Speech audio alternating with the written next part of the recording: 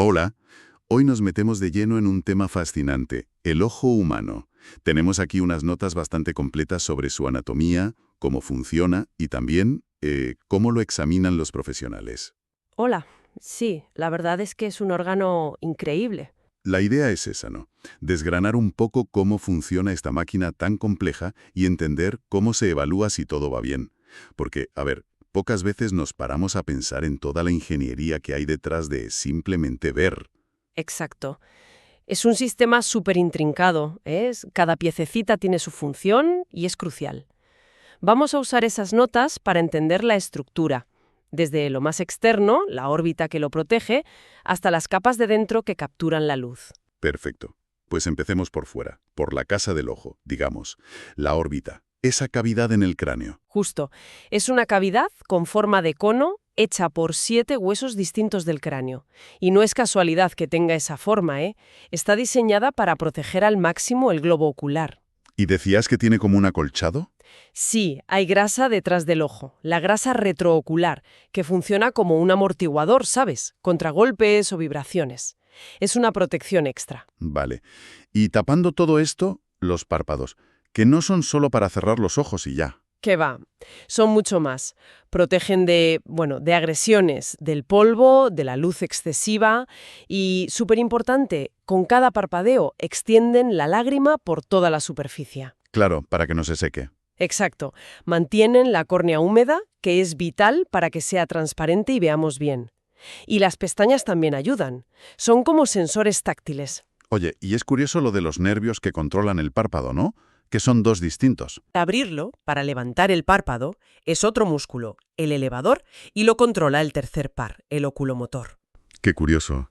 Y hablando de lágrimas, el aparato lagrimal, fundamental, imagino. Importantísimo. Las lágrimas hacen de todo. Mantienen la superficie húmeda, limpian el ojo arrastrando partículas, lubrican para que el párpado deslice bien.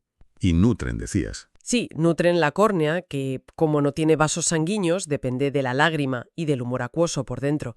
Y bueno, este sistema tiene una parte que fabrica la lágrima, la glándula lagrimal, y otra que la recoge y la lleva a la nariz. Por eso moqueamos al llorar. Exacto. Por eso mismo, todo está conectado. Vale, pasemos al movimiento. ¿Cómo hacemos para mirar a todos lados? Pues eso es gracias a 6 músculos que están fuera del globo ocular, pegados a la parte blanca, a la esclera. Son 4 rectos y 2 oblicuos. 6 músculos por ojo. Sí, y se coordinan a la perfección gracias al cerebro para dirigir la mirada donde queramos. Por ejemplo, para mirar de cerca, los rectos mediales, los que están hacia la nariz, tiran de los ojos hacia adentro, hacen la convergencia. ¿Y dentro del ojo? También hay músculos. Claro, hay músculos intraoculares. Está el músculo ciliar, que es clave para enfocar. Es el que nos permite ver níquido de cerca y de lejos. El responsable de la acomodación que decías. Ese mismo. Y luego están los músculos del iris, que es la parte de color. Hay uno que cierra la pupila, el esfínter, y otro que la abre, el dilatador. Como el diafragma de una cámara. Justo. Ajustan cuanta luz entra. Con mucha luz, la pupila se hace pequeña, miosis. Y en la oscuridad se hace grande, midriasis. Y esto lo controla el sistema nervioso autónomo, el simpático y el parasimpático. Entendido. Venga, vamos a meternos ya dentro del ojo. Las capas. La externa, la fibrosa. Correcto, la capa más externa. Tiene 2 partes bien diferenciadas. Por delante, la córnea. La ventana transparente. Exacto. Y ojo que es súper potente enfocando. Aporta unas plus 43 dioptrías, más de 2/3 de la potencia total del ojo. Guau. ¿Y por qué es transparente? Pues por su estructura. Las fibras de colágeno están súper ordenadas, como una rejilla perfecta, y tiene menos agua que la esclera. Y es avascular, no tiene vasos. Por eso necesita la lágrima y el humor acuoso para nutrirse. Vale. ¿Y la parte blanca que la rodea? Esa es la esclera. Es opaca, mucho más dura y resistente, sus fibras están más desordenadas y tiene más agua. Esa opacidad y dureza le dan resistencia, protege el interior y es donde se enganchan los músculos que mueven el ojo. Perfecto. Pasamos a la capa de en medio, la úvea. La capa vascular, ¿no? Eso es. Es muy rica en vasos sanguíneos y tiene 3 partes. La más anterior es el iris. La parte con color. Sí, que como decíamos, funciona como el diafragma regulando la pupila. Justo detrás del iris está el cuerpo ciliar. que tenía dos funciones, has dicho antes. Sí, exacto. Por un lado contiene el músculo ciliar, el del enfoque, el de la acomodación, y por otro produce el humor acuoso, el líquido que rellena la parte delantera del ojo. Vale. Iris, cuerpo ciliar. ¿Y la tercera? La coroides es una capa que está pegada por dentro a la esclera y por fuera a la retina. Es básicamente una red muy densa de vasos sanguíneos. Su función principal es nutrir a la parte más externa de la retina, sobre todo a los fotorreceptores. Y llegamos a la capa interna, la retina. Aquí está la clave de la visión, ¿no? Aquí es donde la luz se convierte en impulsos nerviosos que van al cerebro. Podemos dividirla en dos partes funcionales. La más externa es el epitelio pigmentario de la retina, el EPR. Suena importante. Y lo es, muchísimo. Es una sola capa de células, pero hace de todo. Forma una barrera protectora, la barrera hematorretiniana externa, se come los desechos de los fotorreceptores, como si los reciclara, y procesa la vitamina A, que es esencial para la visión. O sea, un trabajo fundamental de soporte y mantenimiento. Totalmente. Y luego está la retina neurosensorial. Aquí es donde están las neuronas que detectan la luz. Las famosas células de la visión. Sí. Simplificando, hay como 3 niveles. Primero, los fotorreceptores, que son los conos y los bastones, son los que captan la luz. Luego, las células bipolares, que recogen la señal de los fotorreceptores y la empiezan a procesar. Y finalmente, las células ganglionares. ¿Y esas qué hacen? Recogen la información ya más procesada de las bipolares y sus axones, que son como cables larguísimos, se juntan todos en un punto y forman el nervio óptico. Ese nervio es el que lleva toda la información visual hacia el cerebro. Has mencionado conos y bastones. ¿Qué diferencia hay? Pues mira, los conos están sobre todo en el centro de la retina, en la mácula, y más concentrados aún en el punto central, la fóvea. Donde enfocamos para ver bien. Justo. Son los responsables de la visión de alta definición, ver los detalles, los colores. Hay 3 tipos de conos, para rojo, verde y azul. Y las formas. La mácula, y sobre todo la fóvea, casi no tiene vasos sanguíneos encima, para que la visión sea lo más nítida posible. ¿Y los bastones? Los bastones son mucho más numerosos y están más en la periferia de la retina. Son súper sensibles a la luz, nos permiten ver cuando hay poca iluminación, por la noche, por ejemplo, y también detectan muy bien el movimiento y el contraste. Pero no ven colores. No, los bastones no distinguen colores. Por eso de noche vemos más bien en escala de grises. Tienen un pigmento llamado rodopsina. Los conos tienen otros pigmentos: eritropsina, cloropsina y cianopsina. Qué pasada. Vale, antes de llegar a la retina, la luz atraviesa cosas transparentes. Ya hemos hablado de la córnea. ¿Qué más hay? Pues justo detrás del iris está el cristalino. Es una lente, como una lenteja, transparente y biconvexa. ¿Qué también enfoca? Sí, aporta unas plus 21 dioptrías más de enfoque.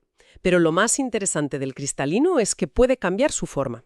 El autofocus que decías antes. Ese, el mecanismo de acomodación.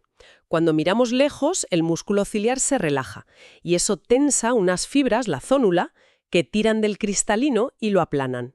Así enfoca menos. ¿Y para ver de cerca? Al revés, el músculo ciliar se contrae, la zónula se relaja y el cristalino, que es elástico, se abomba, se vuelve más curvo y al hacerse más curvo aumenta su potencia y enfoca de cerca. Y eso es lo que falla con la edad, la presbicia. Exactamente. Con los años el cristalino pierde elasticidad, se vuelve más rígido y ya no se abomba tan bien. Por eso a partir de los 40-45 años pues, empieza a costar enfocar de cerca. Es la vista cansada. Clarísimo. ¿Y los líquidos del ojo? Los humores. Hay 2 principales. El humor acuoso es un líquido como agua, muy transparente, que rellena la parte de delante del ojo, entre la córnea y el cristalino. ¿Y de dónde sale? Lo produce el cuerpo ciliar, el mismo que tiene el músculo del enfoque. Este líquido circula, nutre la córnea y el cristalino, que no tienen sangre, y luego se drena por una especie de rejilla que hay en el ángulo entre el iris y la córnea. El ángulo iridocorneal. Ese es. Y el equilibrio entre cuánto se produce y cuánto se drena es lo que mantiene la presión intraocular, la PIO. ¿Vale? ¿Y el otro humor? Es el humor vítreo. Este es diferente, es como un gel transparente, más espeso. Ocupa casi todo el volumen del ojo, por detrás del cristalino, rellenando la cavidad grande y estando en contacto con la retina. ¿Y para qué sirve? Pues da estructura al ojo, ayuda a mantener su forma redonda, amortigua golpes y también participa algo en la nutrición. Esas moscas volantes que a veces vemos, Ah, las miodesopsias. esas. Suelen ser pequeñas condensaciones o cambios en este gel vitrio. A veces si se desprende de la retina, se notan más. La verdad es que es un sistema súper complejo y delicado. Vale, ya tenemos una idea de la anatomía. Ahora, ¿cómo se mira todo esto en la consulta? Supongo que lo primero es preguntar, ¿no? Desde luego, la historia clínica es fundamental, el primer paso, siempre. Hay que preguntar por qué viene la persona. ¿Ve peor? ¿Desde cuándo? ¿De repente o poco a poco? ¿Le duele? ¿Tiene el ojo rojo? ¿Ve doble? ¿Luces? ¿Moscas? Claro, recoger toda la información posible. Sí, y también los antecedentes.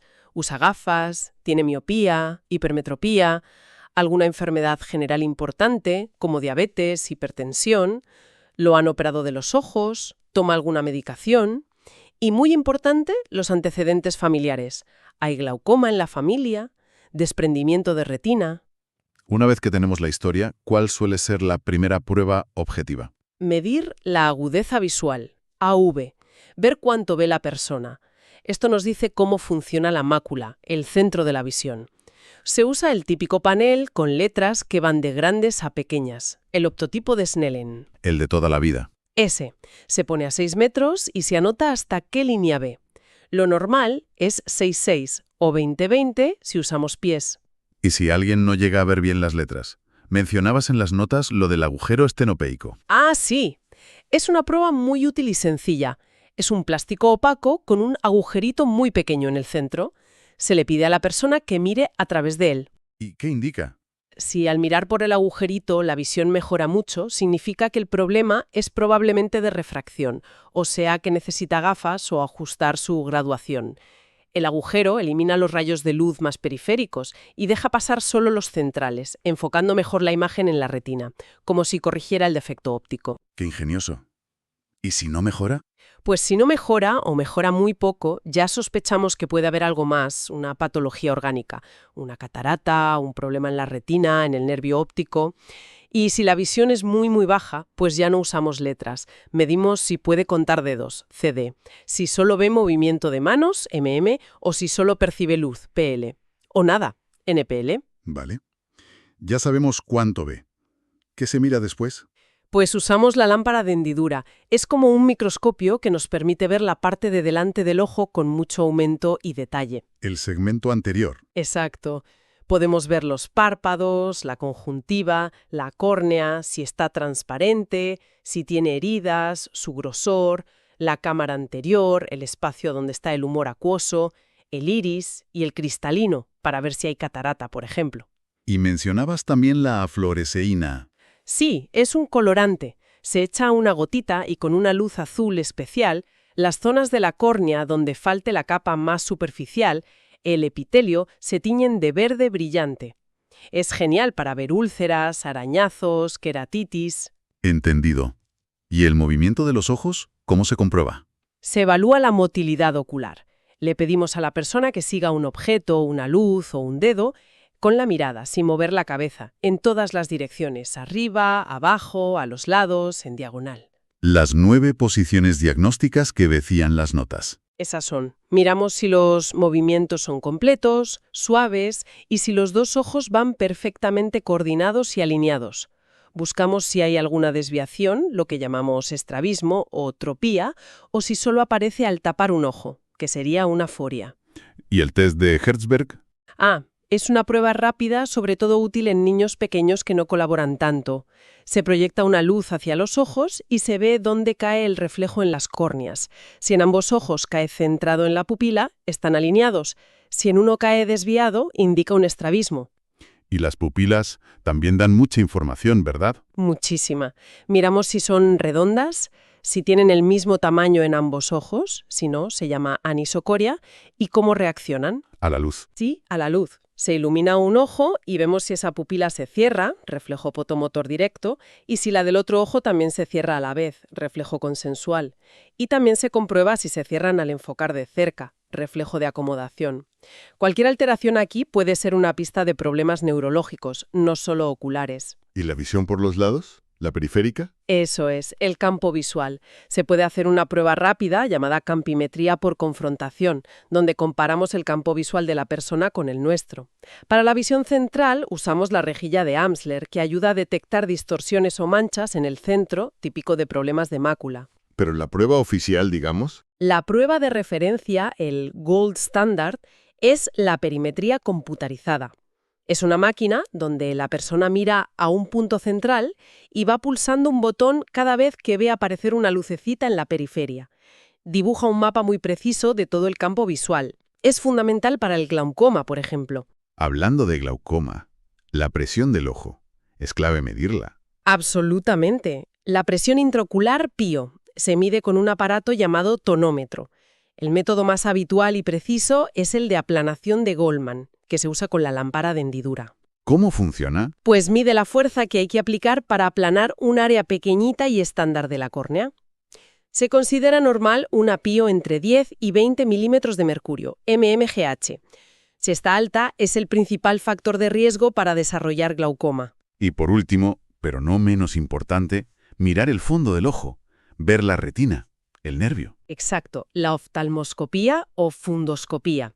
Es la única parte del cuerpo donde podemos ver directamente los vasos sanguíneos y un nervio craneal, el óptico, sin necesidad de cirugía. Hay dos maneras de hacerlo, ¿no? Directa e indirecta. Sí, la oftalmoscopía directa se hace con un aparato de mano, el oftalmoscopio.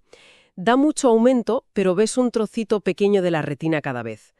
La oftalmoscopía indirecta se hace con un casco que lleva el médico, una luz y una lente que se pone delante del ojo del paciente. ¿Y cuál es mejor?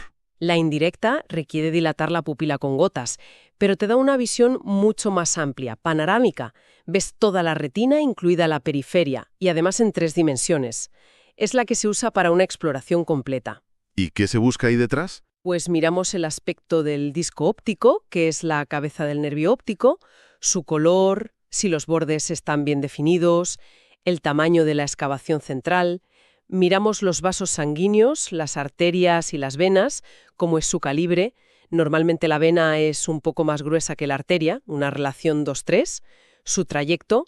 Y miramos la mácula, el centro, que tiene que tener un aspecto sano y sin vasos sanguíneos en la fovea. Y se pueden ver signos de otras enfermedades, ¿no? Claro, eso es muy importante. Podemos ver signos de diabetes, hemorragias, exudados, de hipertensión arterial, estrechamiento de las arterias, cruces patológicos o incluso cosas más graves como un papiledema, que es la hinchazón del nervio óptico y puede indicar que hay presión alta dentro del cráneo. Y veo en las notas que hay todavía más pruebas, ya muy especializadas. Sí, la oftalmología tiene muchísima tecnología.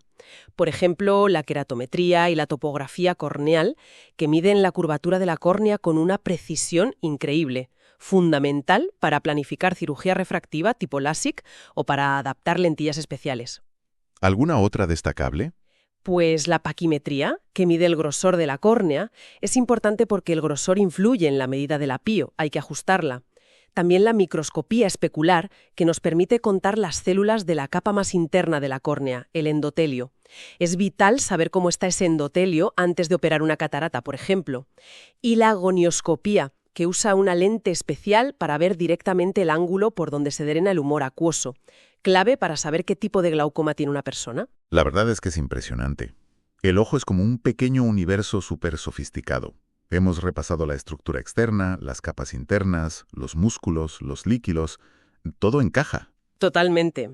Y entender un poco cómo está hecho y cómo funciona, pues nos da la base para entender por qué vemos como vemos y por qué nos hacen ciertas pruebas en la consulta.